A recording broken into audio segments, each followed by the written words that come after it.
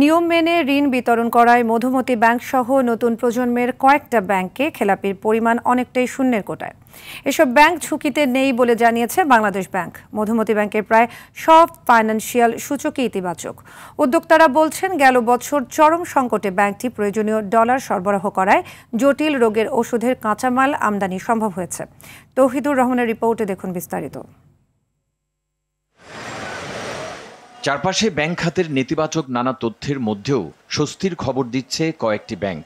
এর মধ্যে সব সূচক ইতিবাচক হওয়ায় খেলাপি ঋণের পরিমাণ মাত্র 2% ঘরে ধরে রাখতে সক্ষম হয়েছে চতুর্থ প্রজন্মের মধুমতি ব্যাংক। আমাদের কোনো ক্যাপিটাল শর্টফল নাই, আমাদের কোনো প্রভিশন শর্টফল নাই, আমাদের কস্ট অফ ফান্ড বা কস্ট অফ ডিপোজিটটাও খুব রিজনেবল লেভেলে আছে। আমাদের কস্ট টু ইনকাম রেশিও সেটা ইন্ডাস্ট্রির মধ্যে আমাদের লোয়েস্ট। আমাদের এনপিএল রেশিও হচ্ছে মাত্র 2.30 এবং আমরা প্রতিষ্ঠা লাভের পর ধারাবাহিকভাবেই এই অ্যাসেট কোয়ালিটিটা আমরা ঠিক রাখতে সমর্থ হয়েছি।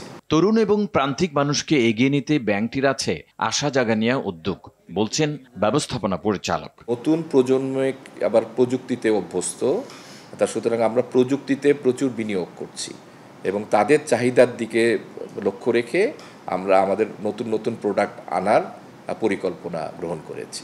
নীতিমালা অগ্রাহ্য করে ঋণ বিতরণ করায় অনেক ব্যাংক ঝুঁকিতে থাকলেও মধুমতি ব্যাংক সহ কয়েকটি ব্যাংক ব্যতিক্রম বলে জানান কেন্দ্রীয় ব্যাংকের মুখপাত্র।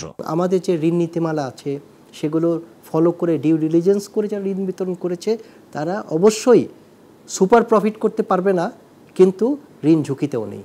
নতুন প্রজন্মের অনেক ব্যাংক আছে যারা ওইভাবে ড্রাস্টিক্যালি তারা ঋণ বিতরণ করেনি, যার ফলে তাদের এনপিএল এর মাত্রাও তুলনামূলকভাবে ইন্ডাস্ট্রি এভারেজ যে আছে তার তুলনায় অনেক কম। উদ্যোক্তারা বলছেন, ব্যাংকটি কঠিন সময়ে পাশে থাকায় জটিল রোগের ওষুধ উৎপাদন করতে পেরেছেন তারা। যখন অন্যান্য অনেক ব্যাংকে ডলারের একটা চাহিদা মোতাবেক ডিমান্ড অ্যান্ড সাপ্লাই ভিতরে গ্যাপ ছিল, তখন কিন্তু আমরা মধুমতি ব্যাংকের থেকে একটা ভালো সাপোর্ট পেয়েছি in terms of continuing our import trade. তো সেটা আমরা দেশে মেডিকেল ডিভাইসগুলো বাজারজাত করার জন্যে এটা সাহায্য করেছে। ইনফ্যাক্ট ওনাদের হেল্পেই দেশে মেডিকেল ডিভাইস আমরা কন্টিনিউ করতে পারছি সাপ্লাইটা। চলতি বছরের শেষ নাগাদ অন্তত 700 এজেন্টের মাধ্যমে সেবা বাড়ানোর লক্ষ্য মধুমতি ব্যাংকের। তৌহিদুর রহমান, RTV, ঢাকা।